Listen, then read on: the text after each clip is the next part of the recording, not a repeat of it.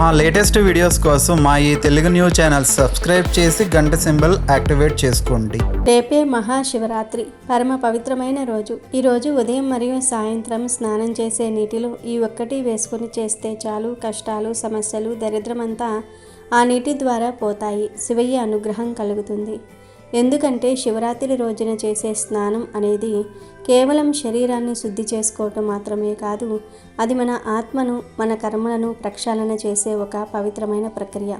కనుక శివరాత్రి రోజున ఈ ఒకటి నీటిలో వేసుకుని స్నానం చేస్తే చాలు, మీ జాతకంలో ఉన్న కష్టాలు, సమస్యలు, దరిద్రము అంతా ఆ నీటి ద్వారా కరిగిపోతాయి. మీ ఇల్లు ధన కనక వస్తు వాహనాలతో నిండిపోతుంది. ఈరోజు చేసే స్నానం మీ జన్మజన్మల పాపాలను తొలగించేస్తుంది. ఇలా స్నానం చేస్తే మీ దరిద్రం వదిలిపోయి అష్టైశ్వర్యాలు సిద్ధిస్తాయి. ఈ ఒక్క స్నానంతో మీ దశ తిరిగిపోతుంది. మీకు ఉన్న అపమృత్యు దోషాలు పోతాయి. శివయ్య అనుగ్రహంతో మీకు ఉన్న ధన సమస్యలన్నీ తీరిపోయి ధనలాభం కలుగుతుంది. మీ శరీరానికి ఒక నూతన ఉత్తేజం వస్తుంది. మీ దేహంలోని రోగాలు, పీడలు, గ్రహదోషాలు అన్నీ నశించిపోతాయి. మరి ఇంతకీ శివరాత్రి రోజు ఉదయం మరియు సాయంత్రం నీటిలో ఏం వేసుకుని స్నానం చేయాలి అనే విషయాన్ని ఇప్పుడు మనం ఈ వీడియోలో వివరంగా తెలుసుకుందాము. అంతేకాదు, ఈ శివరాత్రి రోజు ఏ రంగు దుస్తులు ధరించాలి, ఈరోజు ఏ చెట్టును తాకితే అష్టైశ్వర్యాలు సిద్ధిస్తాయి, ఈరోజు ఉపవాసం ఎలా ఉండాలి, ఉపవాసం ఉండేవారు ఏం తినాలి, ఏం తినకూడదు, ఈరోజు శివుణ్ణి ఏ పదార్థాలతో అభిషేకిస్తే ఎటువంటి ఫలితాలు కలుగుతాయి అని ఎన్నో విషయాలను కూడా తెలుసుకుందాం. ఫ్రెండ్స్, అంతకన్నా ముందు ఈ వీడియోకి ఒక లైక్ కొట్టండి. అలాగే కామెంట్ బాక్స్లో ఓం నమ శివాయ, హర హర మహాదేవ, శంభో శంకర అని భక్తితో కామెంట్ చేయండి. మీరు చేసే ఆ ఒక్క కామెంట్ మీ జీవితంలో శివయ్య అనుగ్రహాన్ని పొందేలాగా చేస్తుంది. శివరాత్రి అనేది ఒక గొప్ప పర్వదినం. ఎందుకంటే ఈరోజే శివుడు లింగ రూపంలో ఆవిర్భవించాడు. శివపార్వతుల కళ్యాణం జరిగింది ఈరోజే. అలాగే శివుడు గరళాన్ని కంఠంలో నిలుపుకొని కంఠుడిగా మారింది కూడా ఈరోజే. ప్రతి సంవత్సరం మాఘ బహుళ చతుర్దశి నాడు వచ్చే మహాశివరాత్రి అత్యంత ప్రాధాన్యం గల పర్వదినం. ఉపవాసం, శివార్చన, జాగరణ శివరాత్రి నాడు ఆచరించవలసిన ప్రధాన విధులు. శివుడు సమస్త జగత్తును దహించి వేసేందుకు సిద్ధమైన ఆలాహలాన్ని తన గొంతుకలో దాచుకున్న నీలకంఠుడు. మహాధర్మచారినికి తన శరీరంలో అర్ధభాగం ఇచ్చిన అర్ధనారీశ్వరుడు. తనని యముని బారి నుంచి రక్షించమని కోరిన భక్త మార్కండేయుని చిరంజీవిగా జీవించమని వరాన్ని ప్రసాదించిన భక్తజన బాంధవుడు. పరమేశ్వరుడి అనుగ్రహం లభించాలంటే మహాశివరాత్రి రోజున పూజ చేసుకోవడం ఉత్తమమైన మార్గం. శివ అను పదానికి మంగళకరం, శుభప్రదం అని అర్థం. కైలాసనాథుడైన శంకరుడు లింగంగా ఆవిర్భవించిన రోజునే మహాశివరాత్రిగా పరిగణించబడుతోంది. యావత్ ప్రపంచాన్ని నడిపించే ఆ ఈశ్వరుడే మాఘమాసం బహుళ చతుర్దశి రోజు అనంత భక్త కోటి కోసం శివలింగంగా ఆవిర్భవించాడని పురాణాలు చెప్తూ ఉన్నాయి. మహాశివరాత్రి పరమ పవిత్రమైన రోజు. ఈరోజు ఉపవాసం ఎలా చేయాలి? గుడికి వెళ్తే ప్రసాదం తీసుకోవచ్చా? ఉపవాసం ఉండలేని వారు ఇలా చేస్తే చాలు, ఉపవాసం చేసిన దానికన్నా 1,000,000 రెట్ల ఎక్కువ ఫలితం వస్తుంది. శివుడు సంతోషిస్తాడు. శివ అనుగ్రహం కలుగుతుందని పండితులు చెప్తూ ఉన్నారు. మరి ఈ శివరాత్రి రోజు ఎలా ఉపవాసం ఉండాలి? ఉపవాసం ఉండలేని వారు ఏం చేయాలి అనే విషయాలను ఈరోజు మనం ఈ వీడియోలో వివరంగా తెలుసుకుందాం. మహాశివరాత్రి రోజు సూర్యోదయానికి పూర్వమే బ్రహ్మ ముహూర్త కాలంలో నిద్రలేవాలి. తెల్లవారేదాకా పడుకోకూడదు. బ్రాహ్మీ ముహూర్తంలో నిద్రలేచి స్నానాదులు పూర్తి చేసుకుని కొత్త దుస్తులు ధరించి ఇంట్లో యథావిధిగా పూజలు చేసుకుని తర్వాత శివాలయ దర్శనం చేసుకొని ఆ మహాశివయ్యను భక్తి శ్రద్ధలతో పూజించుకోవాలి. మహాశివరాత్రి రోజు ఉపవాసం చేయాలి. ఉపవాసం చేసే సమయంలో పండ్లు, పచ్చిపాలు తీసుకోవచ్చు. ఉడికించినవి, వండినవి అస్సలు తినకూడదు. అత్యంత పవిత్రమైన ఈ రోజు దేవునికి దగ్గరగా ఉండి దైవనామస్మరణ చేసుకోవాలి. ఈరోజు శివాలయానికి వెళ్తే అక్కడ పెట్టే ఫలహారం తినవచ్చు. ఉపవాసం ఉన్నా కానీ అక్కడ పెట్టే ఫలహారం తినవచ్చు. కొంతమంది ప్రసాదం పెడితే ఉపవాసం ఉన్నాం వద్దు అంటారు. ఎప్పుడైనా ప్రసాదాన్ని వద్దు అని అనకూడదు. అది ఆ దేవుడికి ఇష్టం ఉండదు. ప్రసాదం దేవుడికి నివేదించినది కాబట్టి నిరభ్యంతరంగా తీసుకోవచ్చు. శివరాత్రికి ఉపవాసం ఉండేవారు మంచం మీద కానీ కుర్చీలో కానీ కూర్చోకూడదు. ఈరోజు కటిక నేల మీద కూర్చొని లేదా చాప మీద కూర్చొని దైవనామస్మరణ చేసుకోవాలి. ఉపవాసం అంటే మనసును శివుడికి దగ్గరగా ఉంచటమని వేద పండితులు చెప్తూ ఉన్నారు. శివుని మనసుకు దగ్గరగా ఉంచాలంటే శివధ్యానం చెయ్యాలి. శివధ్యానం చేసే శివానందం కలుగుతుంది, శివుని అనుగ్రహం లభిస్తుంది. ఇలా శివధ్యానం చెయ్యాలంటే రోజంతా కూడా మేల్కొని ఉండాలి. అలా మేల్కొని ఉండాలి అంటే పొట్టను ఖాళీగా ఉంచుకోవాలి. కాబట్టి భక్తులు ఎంతో నియమనిష్టలతో నియమ నిబంధనతో రోజంతా కూడా మహాశివుణ్ణి ధ్యానిస్తూ ఉపవాసం చేయాలి. వాస్తవానికి మహాశివరాత్రి నాడు శివధ్యానంలో ఉన్న భక్తులకు ఆకలి వెయ్యదట. ఆరోగ్యమే మహాభాగ్యం అంటారు. శివుడు కూడా తన భక్తుల ఆరోగ్యం క్షీణించాలని అనుకోడు. కాబట్టి చిన్న చిన్న రోగాలతో బాధపడే వాళ్ళు అల్పాహారం తీసుకోక తప్పదు. అల్పాహారం అంటే పండ్లు మాత్రమే తీసుకోవాలని పండితులు సూచిస్తూ ఉన్నారు. ఈ కాలంలో దొరికే అనాస, ద్రాక్ష, జామ వంటి పండ్లను తీసుకోవచ్చునని చెప్తూ ఉన్నారు. అందరూ శివరాత్రికి అభిషేకాలు, అర్చనలు, ఉపవాసం, జాగరణలు చేస్తారు. ఎవరెవరు ఉపవాసాలు చేయాలి, ఎవరెవరు ఉపవాసాలు చేయకూడదు అనే విషయానికి వస్తే గర్భిణీలు, చిన్నపిల్లలు, వృద్ధులు ఉపవాసం చేయకూడదు. వయసులో పెద్దవారు ఉపవాసం ఉండాలి అనుకుంటే తేలికపాటి ఆహారం తీసుకొని ఉపవాసం ఉండవచ్చు. ఇక చిన్నపిల్లలు ఏం తిన్నా తప్పు లేదు. ఇక ఓపిక ఉన్నవారు ధారాళంగా ఉపవాసం ఉండొచ్చు. అనారోగ్యంతో ఉన్నవారు, టాబ్లెట్స్ వేసుకోవలసిన వారు, బీపీ, షుగర్లు ఉన్నవారు ఉపవాసం ఉండి శివరాత్రి ఎప్పుడు అయిపోతుందా అని ఎదురు చూడకుండా చక్కగా పలహారం తిని లేదా పండ్లు, చిలకడ దుంపలు, పచ్చి కాయలు ఇలాంటివి తీసుకోండి. ఏమీ తినకుండా ఉండలేని వారు సంతోషంగా పలహారం తీసుకొని శివుణ్ణి ఆరాధించండి. మనస్ఫూర్తిగా శివుణ్ణి పూజించండి. ఉపవాసం చేసిన దానికంటే కూడా అధిక ఫలితం వస్తుంది. ఇక్కడ మనసు ఇంపార్టెంట్. మన మనసును భక్తి మార్గంలో చూపించేటప్పుడు అంటే భగవంతుడిపై లీనం చేసినప్పుడు ఆ ఫలితం అనేది ఎక్కువగా వస్తుంది. మనం ఉపవాసం ఉండి కూడా భగవంతుడిపై మనసును లగ్నం చేయలేకపోతే ఆ ఉపవాసం వ్యర్థమవుతుంది. కాబట్టి కడుపు నిండా తిని కూడా ఆ భగవంతుడిపై మనసును లగ్నం చేయగలిగితే ఉపవాసం చేసి శివుణ్ణి పూజించిన దానికన్నా కూడా ఎక్కువ ఫలితం వస్తుంది. అంతేగాని బాధపడుతూ ఉపవాసం ఉండవద్దు. అది శివుడికి నచ్చదు. నేను భోజనం చేయలేదు అని అనుకుంటూ శివుడిని పూజ చేస్తే ఆ పూజ శివుడికి నచ్చదు, మీకు కూడా మంచిది కాదు. మేము అన్నం తినకుండా ఉండలేము అనుకునేవారు చక్కగా ఈ శివరాత్రి రోజు అన్నం తినేయండి. అంటే ఉప్పు కారాలు తగ్గించుకుని ఆహారం తినేయండి. అలా సాత్వికంగా ఆహారం తిని శివుణ్ణి ఆనందంగా పూజించండి. ఇలా మీరు ఆహారం తిన్నా కూడా ఏ పాపం అంటదు. ఎందుకంటే చాలామంది స్త్రీలు ఇంట్లో పనులు చేయాల్సి ఉంటుంది. పిల్లల్ని స్కూల్కి పంపించటము, భర్తని ఆఫీస్కి పంపించటము, ఇంట్లో పనులు చేయటము, ఇవన్నీ చేయాలంటే ఓపిక కావాలి కదా. కనుక అన్నం తినకుండా ఉండలేము అనుకునేవారు ఈ శివరాత్రి రోజు ఉప్పు కారాలు తగ్గించుకుని వంట చేసుకోండి. ఆ సాత్విక ఆహారం తిని సంతోషంగా గుడికి వెళ్ళవచ్చు, పూజ చేసుకోవచ్చు, జాగరణ చేసుకోవచ్చు.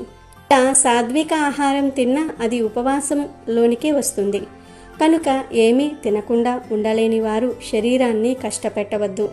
ఈ విధంగా సాత్విక ఆహారం తిని ఉపవాసం చేసిన ఫలితాన్ని పొందండి. ఈ శివరాత్రి రోజు ఒక ప్రత్యేకమైన ఆకును తినటం వల్ల మీకు అపమృత్యు దోషాలు ఏమైనా ఉంటే అవి తొలగిపోతాయి. ఆరోగ్యం అద్భుతంగా మెరుగుపడుతుంది. అష్టైశ్వర్యాలు సిద్ధిస్తాయి అని పెద్దలు చెప్తూ ఉన్నారు. మరి ఇంతకీ ఏ ఆకు తినాలంటే రేగి ఆకు తినాలి.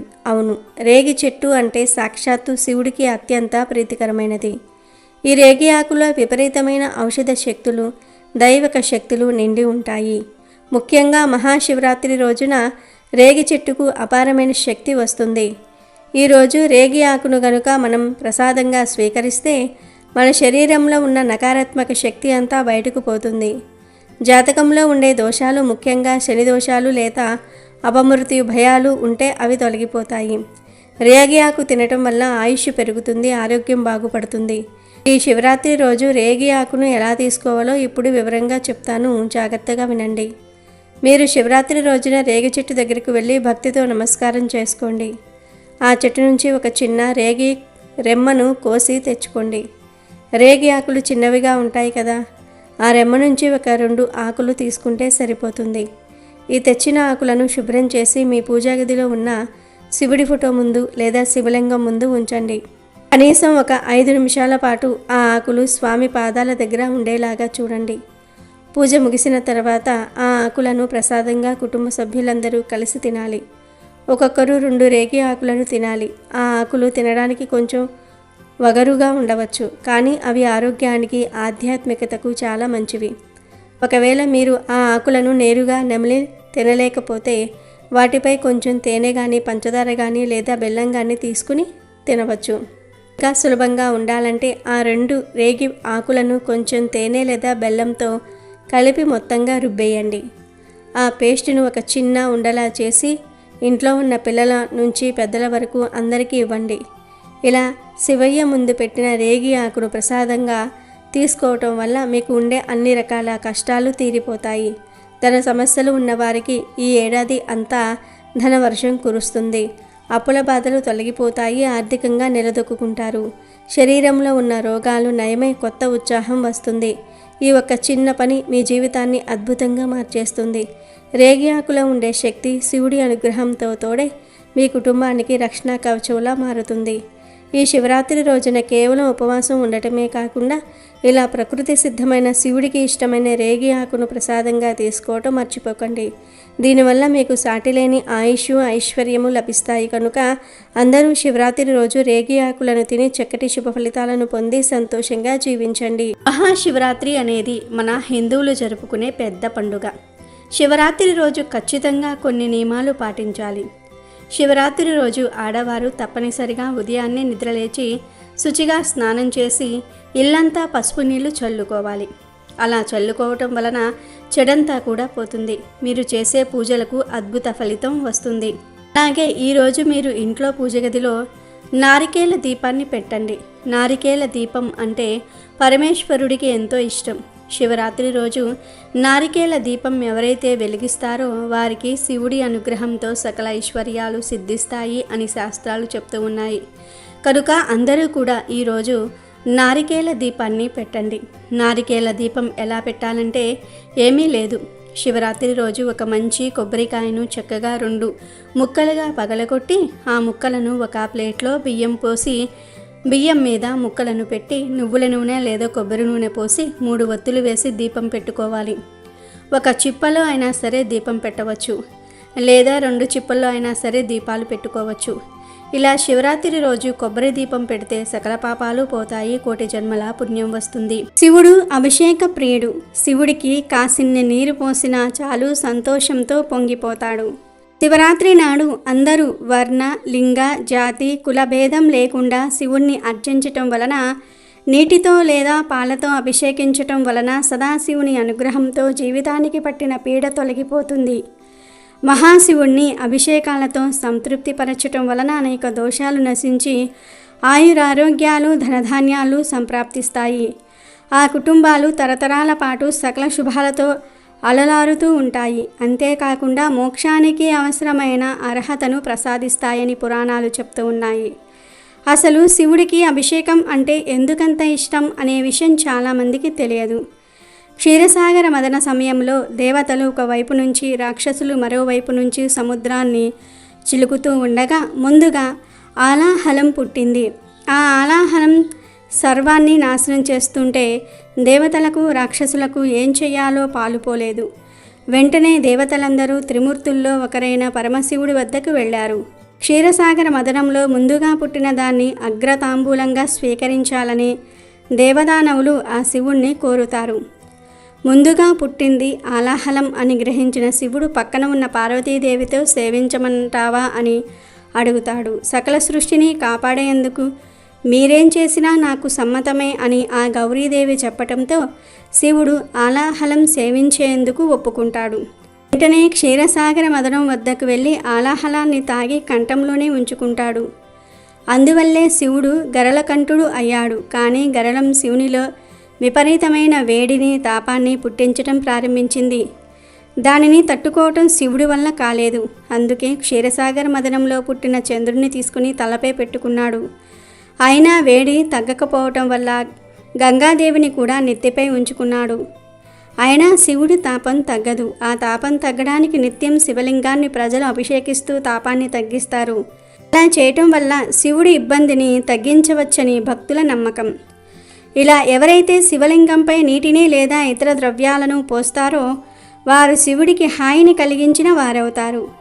అలాంటి వారిని ఆ పరమేశ్వరుడు ఎల్లవేళలా కాపాడుతూ భోగభాగ్యాలు కలిగిస్తాడు.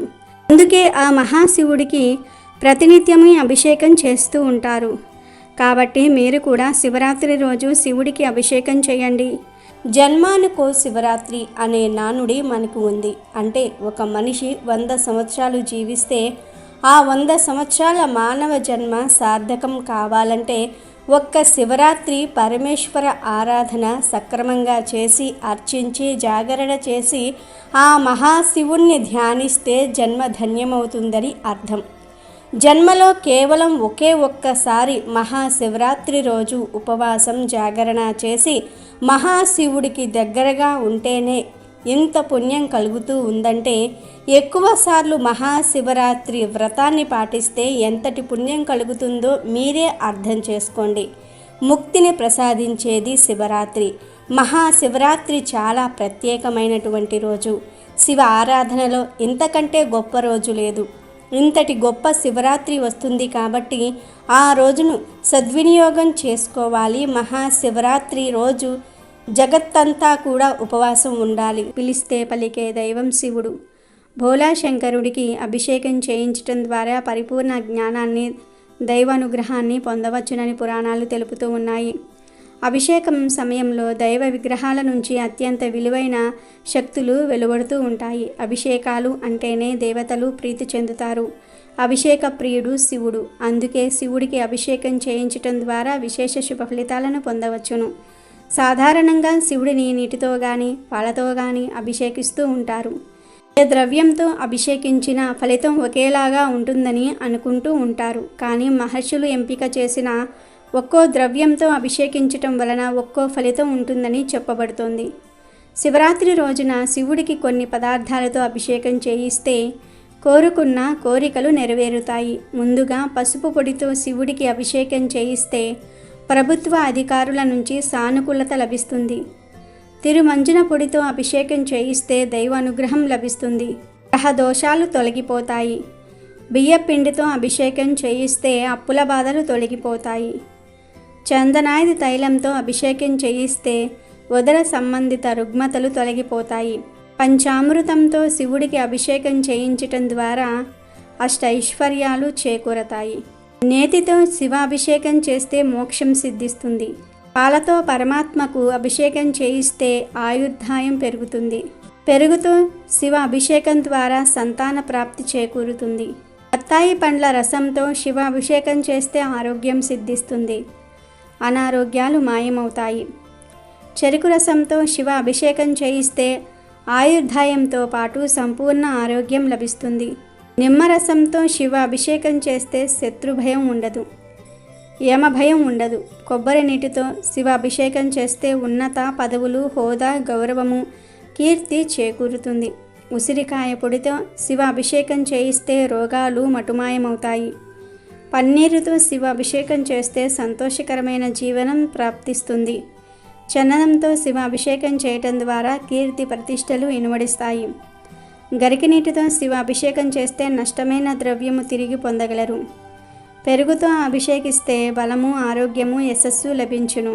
భస్మాభిషేకంచే మహాపాపాలు నశించును. అలాగే అన్నాభిషేకం ద్వారా ఈతి బాధలుండవు. సకల సంతోషాలు సిద్ధిస్తాయి. తేనెతో ఈశ్వరుడికి అభిషేకం చేయిస్తే అద్భుతమైన పాత్రం సొంతమవుతుందని ఆధ్యాత్మిక పెద్దలు చెప్తూ ఉన్నారు. బిల్వ పత్రాలు, జిల్లేడు పువ్వులు, గోగు పువ్వులను శివ పూజకు తప్పకుండా సమర్పించాలి. ప్రతి ప్రదోషానికి బిల్వ పత్రాలను శివాలయానికి చేరవేస్తే పరమేశ్వరుడి అనుగ్రహం లభిస్తుందని పెద్దలు సూచిస్తూ ఉన్నారు. రాత్రి రోజు కొన్ని రకాల వస్తువులను కొని ఇంటికి తెచ్చుకోకూడదు అని శాస్త్రాలు చెప్తూ ఉన్నాయి. ముఖ్యంగా ఇనుముతో చేసిన వస్తువులు. అల్యూమినియంతో చేసిన వస్తువులు, చెక్కతో చేసిన వస్తువులు. ఈ 3 వస్తువులను శివరాత్రి రోజు కొనకూడదు, కొని ఇంటికి తెచ్చుకోకూడదు. ఇక ప్రత్యేకంగా ఈ సంవత్సరం శివరాత్రి రోజున ఆడవారు పసుపు లేదా ఆకుపచ్చ రంగులో ఉండే చీర కట్టుకుని పూజ చేసిన, దేవాలయానికి వెళ్ళిన పార్వతీ పరమేశ్వరుల అనుగ్రహం కలుగుతుంది. శివరాత్రి రోజు ఈ రంగులో ఉండే చీరలు కట్టుకుంటే సమస్యలన్నీ కూడా తొలగిపోతాయి. పరమేశ్వరుని అనుగ్రహం కూడా లభిస్తుంది. అష్ట ఐశ్వర్యాలు సిద్ధిస్తాయి. దీర్ఘ సుమంగళ యోగం సిద్ధిస్తుంది. భర్తకు కూడా చాలా మంచి జరుగుతుంది. చీర అనే కాదు, డ్రెస్సులు వేసుకునే వారు కూడా ఈ రంగులో ఉండే డ్రెస్సులు వేసుకోండి.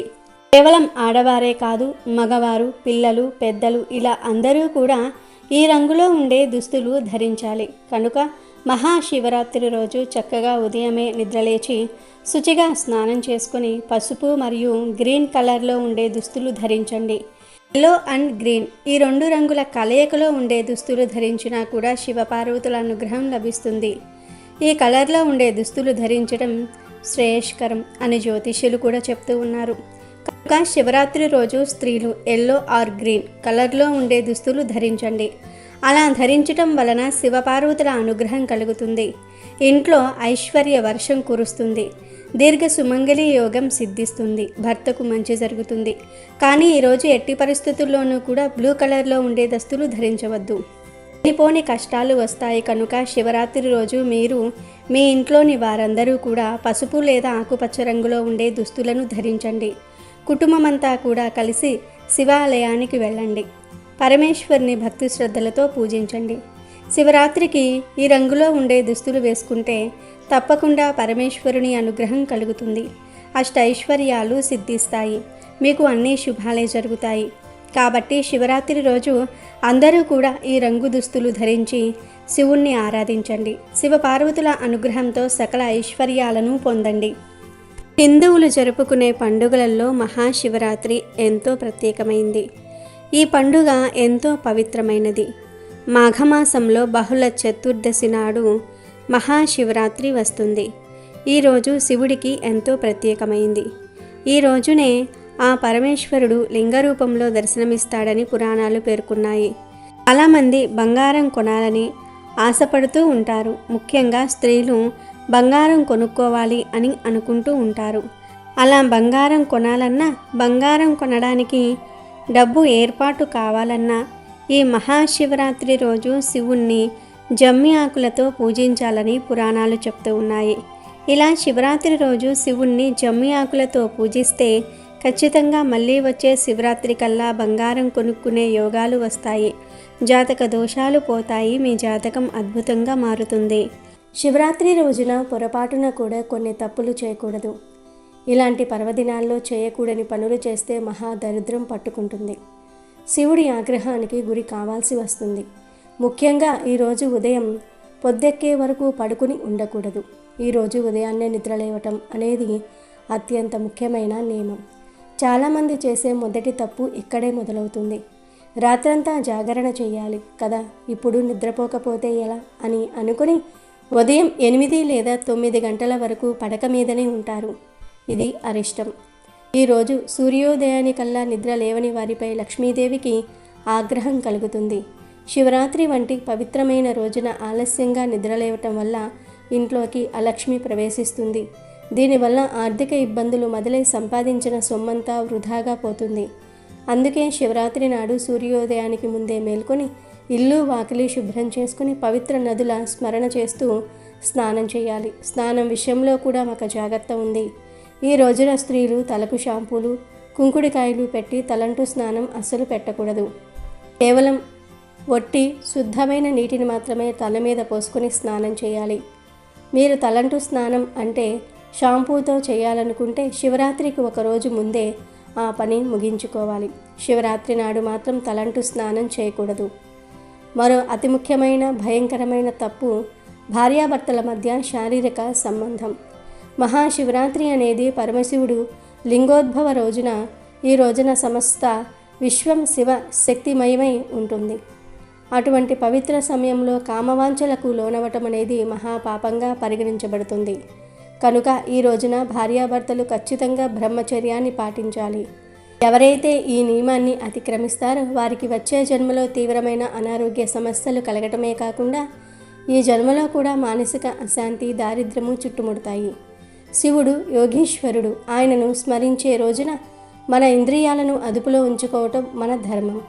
కేవలం శారీరక సంబంధమే కాదు, మనసులో కూడా కామపరమైన ఆలోచనలు రాకుండా చూసుకోవాలి. శివరాత్రి రోజు తెలియక ఈ తప్పు చేస్తే 7 జన్మల వరకు ఆ పాపం వెంటాడుతుందని శివపురాణం చెప్తోంది. అలాగే శివరాత్రి రోజున మన ప్రవర్తన చాలా ప్రశాంతంగా ఉండాలి. ఎవరితోనూ గొడవలు పడటం, దూషించటము, అబద్ధాలు ఆడటం వంటివి చేయకూడదు. ముఖ్యంగా భార్యాభర్తలు చిన్న చిన్న కారణాలతో బాధించుకోవటం, ఒకరిని ఒకరు కించపరుచుకోవటం వంటివి చేస్తే ఆ ఇంట్లో శివుడి అనుగ్రహం అస్సలు ఉండదు. కోపం అనేది మనిషిలోని దైవత్వాన్ని చంపేస్తుంది. మీరు రోజంతా ఉపవాసం ఉండి రాత్రంతా జాగరణ చేసినా మీ నోటి నుండి వెలువడే కఠినమైన మాటలు ఆ పుణ్యాన్ని మొత్తం బూడిదలో పోసిన పన్నీరుగా మారుస్తాయి. కనుక ఈరోజు ఎవరితోనూ తగాదాలకు వెళ్ళకండి. ఎవరైనా మిమ్మల్ని కోపానికి గురి చేసినా ఓం నమఃశివాయ అని మనసులో అనుకుంటూ మౌనంగా ఉండండి. మౌనం అనేది ఈ రోజున గొప్ప తపస్సు. అంతేకాదు ఈరోజు మూగ జీవాలను హింసించకూడదు. శివుడిని మనం పశుపతి అని పిలుస్తాం. అంటే ఈ సృష్టిలోని ప్రతి జీవికి ఆయనే యజమాని. అందుకే శివరాత్రి రోజున తెలియక కూడా ఏ ప్రాణిని హింసించకూడదు. ముఖ్యంగా గోవులను, కుక్కలను, పిల్లులను, పాములను కొట్టడం లేదా వాటిని అసహించుకోవటం వంటివి చేయకూడదు. మీ ఇంటి ముందుకు ఆకలితో ఏ ప్రాణి వచ్చినా దానికి తోచిన ఆహారం పెట్టండి. అలా కాకుండా వాటిని తిట్టి కొట్టి పంపితే అది నేరుగా ఆ పరమశివుణ్ణి అవమానించినట్లే అవుతుంది. గోవును పూజిస్తే 1,000,000 పుణ్యాలు వస్తాయని మనందరికీ తెలుసు. కానీ శివరాత్రి నాడు గోవును అవమానిస్తే 1,000,000 పాపాలు చుట్టుకుంటాయి. మూగ జీవాలను హింసించిన వారికి పుత్ర శోకం లేదా ధన నష్టం కలిగే అవకాశం ఉందని శాస్త్రం హెచ్చరిస్తుంది. స్త్రీలకు సంబంధించి మరో సున్నితమైన మరియు ముఖ్యమైన విషయం నెలసరి. ప్రకృతి ధర్మం ప్రకారం స్త్రీలకు నెలసరి రావటం సహజం. కానీ శివరాత్రి రోజున నెలసరిలో ఉన్న స్త్రీలు పొరపాటున కూడా ఆలయ ప్రవేశం చేయకూడదు. అలాగే ఇంట్లో శివలింగాన్ని తాకటం లేదా ప్రత్యక్ష పూజలు చేయకూడదు. ఇది శివునికి ఆగ్రహాన్ని కలిగిస్తుంది. నెలసరి సమయంలో శరీరంలోని శక్తి వేరే విధంగా ఉంటుంది. ఆ సమయంలో పూజా కార్యక్రమాలు నిర్వహిస్తే 7 జన్మల దరిద్రం పడుతుందని పెద్దల మాట. శివయ్య కోపానికి గురై శపించే అవకాశం ఉంది కనుక పూజలు చేయొద్దు. కానీ నెలసరిలో ఉన్న స్త్రీలు భక్తితో శివనామాన్ని మనసులో జపించుకోవచ్చు. శివ కథలు వినవచ్చు. భక్తికి శరీరం అడ్డంకి కాదు. కానీ సాంప్రదాయాలను పాటించడం మన బాధ్యత. అలాగే శివరాత్రి రోజు పూజ చేసేటప్పుడు శివలింగంపై పొరపాటున కూడా కుంకుమను వేయకూడదు. కుంకుమ అనేది సౌభాగ్యానికి చిహ్నం. దీనిని పార్వతీదేవికి లేదా అమ్మవారి స్వరూపాలకు వాడుతూ ఉంటారు. శివుడు వైరాగ్యమూర్తి. ఆయనకు విభూది అంటేనే మహా ఇష్టం. శివలింగానికి అభిషేకం చేసేటప్పుడు గంధము, విభూది వాడాలి తప్ప కుంకుమ వాడకూడదు. అలాగే శివ పూజలో సంపంగి పువ్వులను అస్సలు వాడకూడదు. దీని వెనుక ఒక పురాణ గాథ కూడా ఉంది. కాబట్టి సంపంగి పూలతో పూజ చేస్తే శివుడికి కోపం వస్తుంది. అదేవిధంగా తులసి ఆకులను కూడా శివుడికి సమర్పించకూడదు. జలంధరుడు అనే రాక్షసుడి భార్య బృంద శాపం వల్ల తులసి శివపూజకు దూరమైంది. శివుడికి కేవలం మారేడు దళాలు మాత్రమే అత్యంత ప్రీతికరమైనవి. ఒక్క మారేడు దళం సమర్పిస్తే 3 జన్మల పాపాలు పోతాయి. అలాగే శివరాత్రి రోజు శివాలయానికి వెళ్ళేటప్పుడు స్త్రీల వేషధారణ చాలా ముఖ్యం. ఈ కాలంలో ఫ్యాషన్ ప్రభావంతో జుట్టు విరబూసుకుని గుడికి వెళ్ళటం ఒక అలవాటుగా మారింది. కానీ శాస్త్రం ప్రకారం జుట్టు విరబూసుకోవటం అనేది దరిద్రానికి చిహ్నం. సో ఒక సమయంలో మాత్రమే జుట్టు విరబూసుకుంటారు. పవిత్రమైన శివరాత్రి రోజున జుట్టు విరబూసుకుని శివుని దర్శనానికి వెళ్తే అది మహాపాపాన్ని కలిగిస్తుంది. చక్కగా జడ వేసుకుని పువ్వులు ధరించి నిండుగా తయారై వెళ్ళాలి. అలాగే బట్టల విషయంలో కూడా అప్రమత్తంగా ఉండాలి. చిరిగినట్లు ఉండే బట్టలు వేసుకోవటం వల్ల ఇంట్లోకి దరిద్రం ఆహ్వానించినట్లు అవుతుంది. సాంప్రదాయబద్ధమైన చీరలు లేదా పంజాబీ డ్రెస్సులు ధరించాలి. శరీరాన్ని పూర్తిగా కప్పి ఉంచే వస్త్రాలు ధరించటం వల్ల దేవాలయంలోని దైవిక శక్తి మన శరీరంలోనికి ప్రవేశిస్తుంది. అనాగరికమైన దుస్తులు వేసుకుంటే ఐశ్వర్యం హరించుకుపోయి అప్పుల పాలయ్యే ప్రమాదం ఉంది. శివరాత్రి ప్రధాన ఘట్టం జాగరణ. రాత్రంతా నిద్రపోకుండా ఉండడాన్ని జాగరణ అంటారు. కానీ ఇక్కడ ఒక విషయం గమనించాలి. రాత్రంతా నిద్రపోకుండా సినిమాలు చూడటము, కబుర్లు చెప్పుకోవటం లేదా సెల్ ఫోన్లలో గేములు ఆడటం జాగరణ అనిపించుకోదు. అది కేవలం మీ శరీరాన్ని కష్టపెట్టడం మాత్రమే. నిజమైన జాగరణ అంటే రాత్రి 4 యామలలో శివుడికి అభిషేకాలు చేస్తూ లేదా చూస్తూ శివ అష్టోత్తరాలు, సహస్రనామాలు పఠిస్తూ గడపాలి. ఒకవేళ అంత ఓపిక లేకపోతే శివలీలలు వినాలి లేదా భక్తి సినిమాలు చూడవచ్చు. అంతేగాని విచ్చలవిడితనం ప్రదర్శిస్తూ అశ్లీలమైన లేదా అనవసరమైన సినిమాలు చూస్తూ మేలుకుని ఉంటే అది శివుని అవమానించినట్లే అవుతుంది. అటువంటి జాగరణ వల్ల ఎటువంటి ఫలితం రాదు, పైగా పాపం వస్తుంది. ఇక ఆరోగ్య విషయానికి వస్తే శివరాత్రి ఉపవాసం అందరికీ వర్తించదు. దీర్ఘకాలిక వ్యాధులు ఉన్నవారు, ముఖ్యంగా బీపీ, షుగర్ ఉన్నవారు, గర్భిణీ స్త్రీలు కఠినమైన ఉపవాసం ఉండకూడదు. దేవుడు మన భక్తిని చూస్తాడు కానీ మనం ఎంతలా ఆకలితో ఉన్నామో అని చూడడు. అనారోగ్యంతో ఉండి కూడా మొండిగా ఉపవాసం ఉంటే అది మీ ప్రాణాల మీదకు రావచ్చు. కనుక ఒకవేళ మీ ఆరోగ్యం సహకరించకపోతే ఉపవాసం ఉండొద్దు. బలవంతపు ఉపవాసం వల్ల మనసు దేవుని మీద కాకుండా ఆకలి మీదకు వెళ్తుంది. దీనివల్ల పూజకు ఫలితం రాదు. కాబట్టి మీ శరీర పరిస్థితిని బట్టి నిర్ణయం తీసుకోండి. అలాగే శివరాత్రి రోజు గోర్లు కత్తిరించకూడదు. చాలామందికి దీనిపై అవగాహన లేక ఈ పవిత్రమైన రోజున గోర్లు కత్తిరించుకోవటం లేదా వెంట్రుకలు కత్తిరించుకోవటం వంటివి చేస్తూ ఉంటారు. శాస్త్రాల ప్రకారం మహాశివరాత్రి వంటి పరమ పవిత్రమైన పర్వదినాల్లో ఇలాంటి పనులు చేయటం అశుభానికి సంకేతం. గోర్లు కత్తిరించటం అనేది ఒక రకమైన విసర్జన లేదా శుద్ధి ప్రక్రియగా భావిస్తారు. దీనిని పండుగకు ముందే ముగించుకోవాలి. శివరాత్రి నాడు గోర్లు కత్తిరించడం వల్ల ఆ ఇంట్లో ఉన్న లక్ష్మీ కటాక్షం క్రమంగా తగ్గిపోతుంది. మహాలక్ష్మి వెళ్ళిపోయి అలక్ష్మి ప్రవేశిస్తుంది. దీనివల్ల తెలియని ఆర్థిక ఇబ్బందులు చుట్టుముడుతూ ఉంటాయి. మీరు ఎంత కష్టపడి సంపాదించినా ఆ ధనం మీ దగ్గర నిలవదు. అనవసరమైన ఖర్చులు పెరిగిపోయి చివరకు తీవ్రమైన అప్పుల పాలయ్యే ప్రమాదం కూడా ఉంది. కాబట్టి శివరాత్రి రోజున పొరపాటున కూడా గోర్లు కత్తిరించకండి.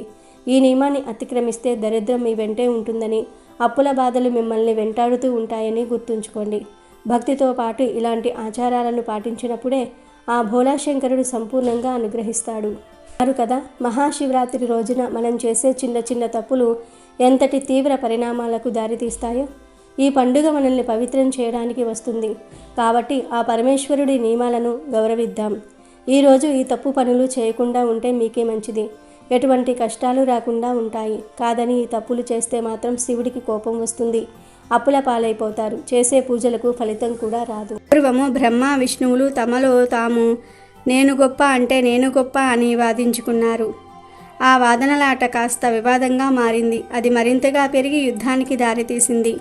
ఆ యుద్ధానికి లోకాలన్నీ తల్లడిల్లాయి. దాంతో పరమేశ్వరుడే స్వయంగా రంగంలోనికి దిగాలనుకున్నాడు. ఈశ్వర సంకల్పంతో ఒక పెద్ద జ్యోతిర్లింగం బ్రహ్మ విష్ణువుల మధ్య వెలసింది. బ్రహ్మ విష్ణువులు ఇద్దరూ లింగాన్ని సమీపించారు. అప్పటి వరకు వారి మధ్య ఉన్న ఆధిపత్య పోరు తాత్కాలికంగా సద్దుమణిగింది. ఆ మహాలింగం మొదలు తుది తెలుసుకోవాలన్న ఆసక్తి వారిద్దరికీ కలిగింది.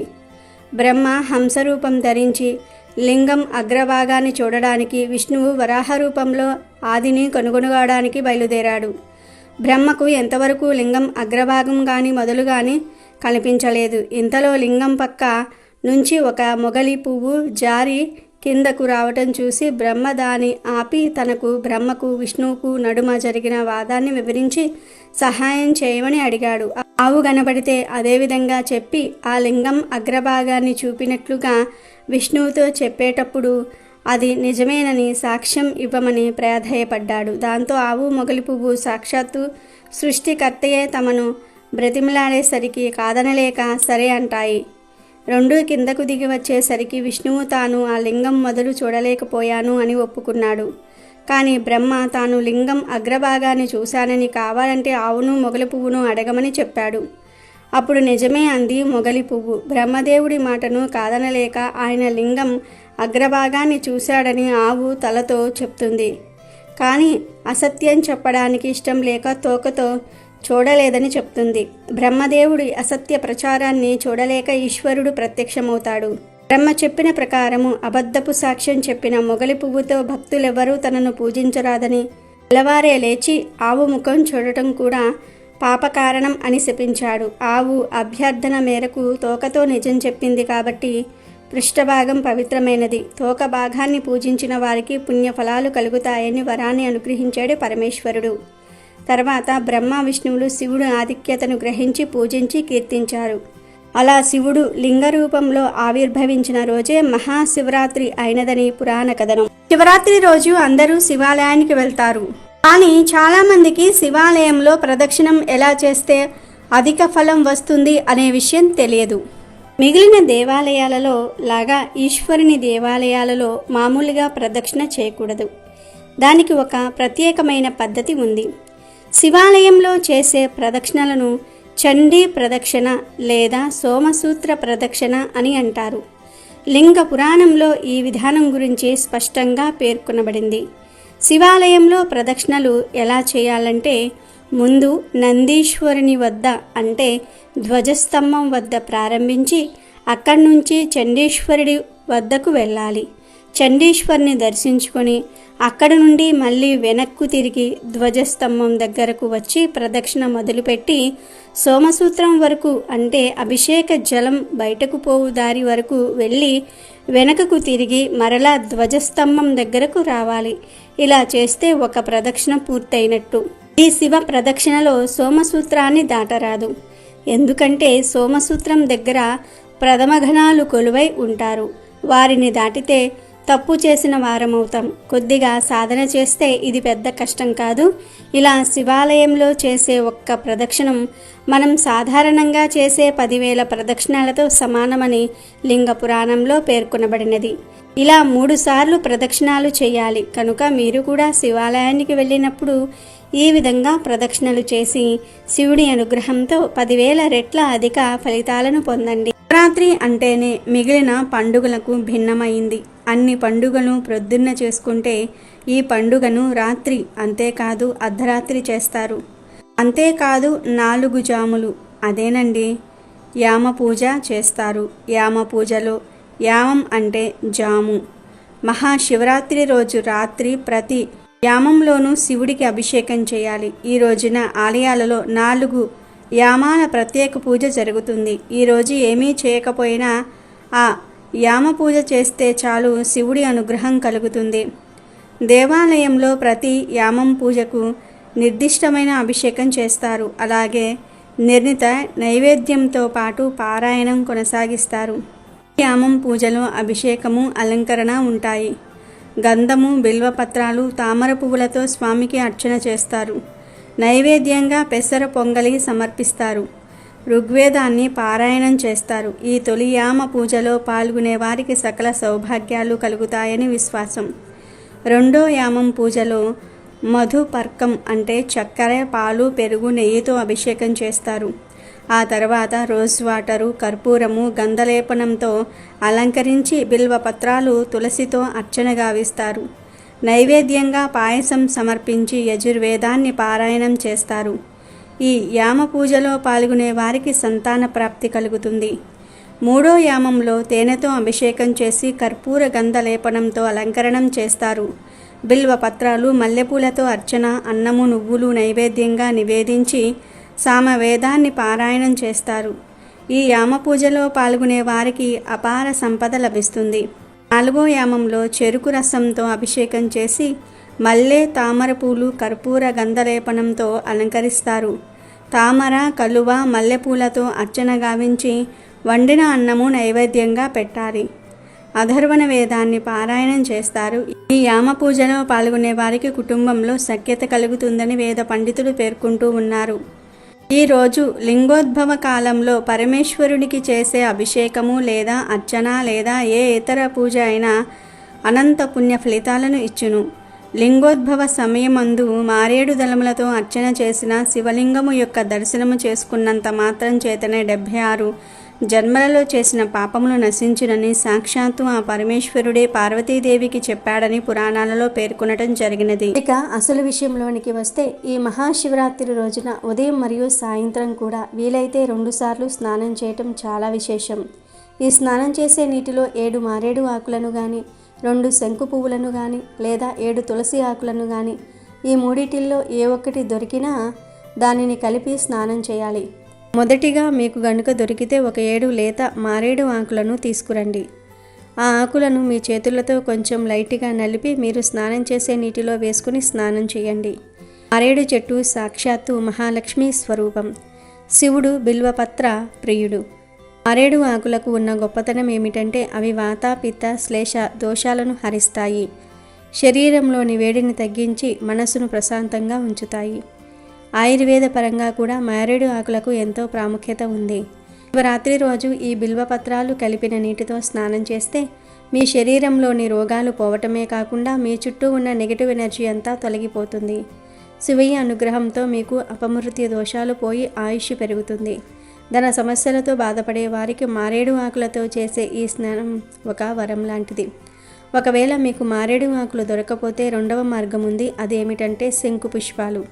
శివుడికి నీలిరంగు శంకు పుష్పాలు అంటే చాలా ఇష్టం కనుక మారేడు ఆకులు దొరకని వారు 2 శంకు పుష్పాలను తీసుకుని వాటిని కూడా చేతితో మెత్తగా నలిపి స్నానం చేసే నీటిలో కలుపుకోవాలి. ఈ పూల రసం కలిసిన నీటితో స్నానం చేయటం వల్ల మీ జాతకంలోని శని దోషాలు, రాహుకేతు దోషాలు కూడా తొలగిపోతాయి. శంకు పుష్పాలకు ఉన్న ప్రత్యేకత ఏమిటంటే ఇవి మెదడును ఉత్తేజపరుస్తాయి, జ్ఞాపక శక్తిని పెంచుతాయి. ఆధ్యాత్మికంగా చూస్తే ఈ పూలు మనలోని అజ్ఞానాన్ని తొలగించి జ్ఞానోదయం కలిగిస్తాయి. ఈ పూల నీటితో స్నానం చేస్తే మీ ముఖంలో ఒక వింతైన వర్చస్సు వస్తుంది. మీరు చేసే పనుల్లో విజయం లభిస్తుంది. ధనలాభం కలగటమే కాకుండా సమాజంలో మీకు గౌరవ మర్యాదలు పెరుగుతాయి. ఇక ఈ రెండూ కూడా దొరకని పక్షంలో మూడవది మనందరి ఇళ్లల్లో ఉండే తులసి ఆకులు. ఒక 7 తులసి ఆకులను తీసుకొని వాటిని కొంచెం నలిపి నీటిలో వేసి స్నానం చేయండి. తులసి కోటి దేవతల నిలయం. తులసి ఆకులు కలిపిన నీరు గంగాజలంతో సమానం. శివరాత్రి రోజున తులసి ఆకులతో స్నానం చేస్తే మీ ఇంట్లోని దరిద్రమంతా వదిలిపోతుంది. తులసిలో ఉన్న యాంటీబయాటిక్ గుణాలు శరీరానికి ఆరోగ్యాన్ని ఇస్తాయి. మీ రక్త ప్రసరణ మెరుగుపడుతుంది. చర్మ రోగాలు నయమవుతాయి.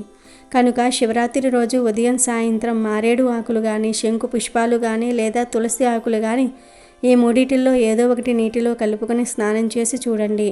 మీ దరిద్రమంతా ఆ నీటితో పాటు కొట్టుకుపోతుంది. మీ దశ తిరుగుతుంది. మీకు అష్టైశ్వర్యాలు సిద్ధిస్తాయి. ఆర్థిక ఇబ్బందుల నుండి విముక్తి కలిగి శివయ్య దయతో మీ ఇల్లు ధనంతో తులతూగుతుంది. మీ శరీరానికి నూతన ఉత్తేజం వస్తుంది. మనసులో ఉన్న భయాలు, ఆందోళనలు తొలగిపోతాయి. మరో ముఖ్యమైన విషయం ఏమిటంటే ఈ మహాశివరాత్రి రోజున స్త్రీలు స్నానం చేసిన తర్వాత తప్పనిసరిగా తమ పాదాలకు పసుపు రాసుకోవాలి. ఇలా చేయటం వల్ల సాక్షాత్తు పార్వతీదేవి అనుగ్రహం కలుగుతుంది. దీర్ఘ సుమంగళి యోగం సిద్ధిస్తుంది. దీనివల్ల మీ భర్తకు ఆయురారోగ్యాలు లభిస్తాయి. ఆయన చేసే వృత్తి వ్యాపారాల్లో మంచి అభివృద్ధి ఉంటుంది. ఇంట్లో సుఖశాంతులు నెలకొంటాయి. స్త్రీలు పసుపు రాసుకోవటం వల్ల వారిలోనూ సౌందర్యం పెరగటమే కాకుండా అది ఒక రక్షణ కవచంలా పనిచేస్తుంది. కాబట్టి ఈ సోదరీమణులు మర్చిపోకుండా స్నానం తర్వాత పాదాలకు పసుపు అలంకరించుకోండి. ఇక ఎంతో పవిత్రమైన శివరాత్రి రోజు ఒక చెట్టును తాకితే చాలు కష్టాలు, దోషాలు, దరిద్రాలు పోతాయి. శివుడి అనుగ్రహంతో అష్ట ఐశ్వర్యాలు సిద్ధిస్తాయి. మరి ఆ చెట్టు మరేదో కాదు, మనందరికీ ఎంతో సుపరిచితమైన, ఎంతో పవిత్రమైన మామిడి చెట్టు. మామిడి చెట్టు అంటే మనకు కేవలం పండ్లే గుర్తుకు వస్తాయి. కానీ ఆధ్యాత్మికంగా దీనికి ఉన్న ప్రాముఖ్యత అంతా ఇంతా కాదు. మామిడి చెట్టు పార్వతీ పరమేశ్వర్లకు అత్యంత ప్రీతికరమైనది. పురాణాల ప్రకారం పార్వతీదేవి పరమశివుడి కోసం తపస్సు చేసినప్పుడు ఆమె ఒక మామిడి చెట్టు నీడలోనే ధ్యానం చేసింది. అందుకే ఆ చెట్టుకు పరమేశ్వరుడి అనుగ్రహం మెండుగా ఉంటుంది. శివరాత్రి పర్వదినాన ఈ మామిడి చెట్టులోనికి విశ్వంలోని దివ్య శక్తులు ప్రవేశిస్తాయి. ఆ సమయంలో మనం గనుక ఆ చెట్టును తాకితే ఆ శక్తి తరంగాలు మన శరీరంలోనికి ప్రవహించి మన నరాల్లో ఉన్న అశుద్ధాన్ని, మన మనసులో ఉన్న నెగిటివ్ ఎనర్జీని దూరం చేస్తాయి. దీనివల్ల మనకు ఒక రకమైన రక్షణ కవచం ఏర్పడుతుంది. అపమృత్యు దోషాలు ఉన్నవారికి, జాతకంలో గండాలు ఉన్నవారికి ఈ స్పర్శ ఒక సంజీవినిలా పనిచేస్తుంది. కనుక శివరాత్రి రోజున ఉదయాన్నే స్నానాది కార్యక్రమాలు ముగించుకొని మీకు అందుబాటులో ఉన్న ఏదైనా ఒక మామిడి చెట్టు దగ్గరకు వెళ్ళండి. అది మీ ఇంట్లో ఉన్నా పర్వాలేదు, లేదా ఏదైనా తోటలో, గుడిలో ఉన్నా పర్వాలేదు. ముందుగా ఒక రాగి చెంబుతో శుభ్రమైన నీటిని తీసుకుని వెళ్ళి ఆ చెట్టు మొదట్లో పోయండి. ప్రకృతికి మనం ఇచ్చే కృతజ్ఞత అది. ఆ తర్వాత మనస్ఫూర్తిగా పరమశివుణ్ణి తలుచుకుని ఆ మామిడి చెట్టుకు నమస్కారం చేయండి. అనంతరం మీ 2 చేతులతో ఆ చెట్టును తాకాలి. ఇక్కడ మీరు గమనించాల్సింది ఏమిటంటే ఏదో యాంత్రికంగా తాకటం కాదు, ఎంతో ప్రేమతో, భక్తితో ఆ చెట్టును స్పృశించాలి. ఇలా 7 సార్లు ఆ చెట్టును తాకుతూ మీ మనసులోని కోరికను, మీ బాధలను చెప్పుకోవాలి. ఓ శివస్వరూపమైన వృక్షరాజమా, నాలోని కష్టాలను, రోగాలను, భయాలను హరించు అని కోరుకోవాలి. అలా 7 సార్లు తాకిన తర్వాత ఒక 5 నిమిషాల పాటు ఆ చెట్టు నీడలో ప్రశాంతంగా కూర్చోండి. ఆ సమయంలో ఆ చెట్టు నుండి వెలువడే ప్రాణవాయువు, ఆ దివ్య శక్తి మీ ప్రాణాలలోనికి నిండుతాయి. ఈ చిన్న పని చేయటం వల్ల మీ రక్త ప్రసరణ మెరుగుపడటమే కాదు, మీ చుట్టూ ఉన్న గ్రహదోషాలు కూడా తొలగిపోతాయి. ఎందుకంటే మామిడి చెట్టు అంత గొప్పది. మామిడి చెట్టు గొప్పతనం గురించి ఎంత చెప్పినా తక్కువే. ఆయుర్వేదంలో మామిడి ఆకులు, బెరడు, పండ్లు అన్నీ ఔషధాలే. డయాబెటీస్ నియంత్రణకు, జీర్ణక్రియ మెరుగుపరచడానికి మామిడి ఆకులు ఎంతో తోడ్పడతాయి. ఇంటి గుమ్మానికి మామిడి తోరణాలు ఎందుకు కడతామో తెలుసా? అవి కేవలం ఆకర్షణ కోసం కాదు, గాలిలోని బ్యాక్టీరియాని చంపేసి ఇంటి లోపలికి స్వచ్ఛమైన గాలిని, సానుకూల శక్తిని పంపడానికి అవి పనిచేస్తాయి. ఒక మామిడి చెట్టు తన జీవితాంతం మనిషికి ఎంతో మేలు చేస్తుంది. పురాణాల్లో కంచిలోని ఏకాంబరేశ్వర ఆలయం గురించి మీరు వినే ఉంటారు. అక్కడ 1000 ఏళ్ల నాటి ఒక మామిడి చెట్టు ఉంది. దాన్ని వేదాల స్వరూపంగా భావిస్తారు. సాక్షాత్తు పార్వతీదేవి అక్కడ మామిడి చెట్టు కింద ఇసుకతో లింగాన్ని చేసి పూజించి శివుడిని పొందిందని కథనం. అంటే ప్రేమను, అభిష్టాన్ని నెరవేర్చే శక్తి ఈ మామిడి చెట్టుకు ఉంది. అందుకే శివరాత్రి నాడు ఈ చెట్టును తాకటం వల్ల దారిద్ర్యం పోవటమే కాదు, అష్టైశ్వర్యాలు సిద్ధిస్తాయి. ఆర్థికంగా ఎదగాలనుకునేవారు, అప్పుల బాధల నుండి విముక్తి పొందాలనుకునేవారు ఈ శివరాత్రి రోజు తప్పనిసరిగా మామిడి చెట్టును తాకండి. ఇలా శివరాత్రి రోజు మామిడి చెట్టును తాకండి. ఇలా శివరాత్రి రోజు మామిడి చెట్టును తాకితే అపారమైన ధనయోగం కలగటమే కాకుండా మనశ్శాంతి లభిస్తుంది, కైలాస ప్రాప్తి కలుగుతుంది. కైలాస ప్రాప్తి అంటే చనిపోయిన తర్వాత పొందేది మాత్రమే కాదు, బ్రతికి ఉన్నప్పుడే కష్టాలు లేని సుఖవంతమైన జీవితాన్ని గడపటం కూడా ఒక రకమైన కైలాస ప్రాప్తే. శివుడి అనుగ్రహం ఉంటే అసాధ్యమైనది ఏదీ లేదు. కాబట్టి ఈ శివరాత్రి రోజున ఉపవాస జాగరణలతో పాటు మర్చిపోకుండా మీకు దగ్గరలో ఉన్న మామిడి చెట్టును దర్శించుకోండి. దానికి జల ప్రోక్షణ చేసి ప్రేమతో తాకి ఆ పరమేశ్వరుడి ఆశీస్సులు పొందండి. ప్రకృతి మాత మనకు ఇచ్చిన ఈ అద్భుతమైన వరాన్ని వినియోగించుకుని రోగాల నుండి, అపమృత్యువుల నుండి, ఆర్థిక ఇబ్బందుల నుండి బయటపడండి. సంతోషంగా జీవించండి.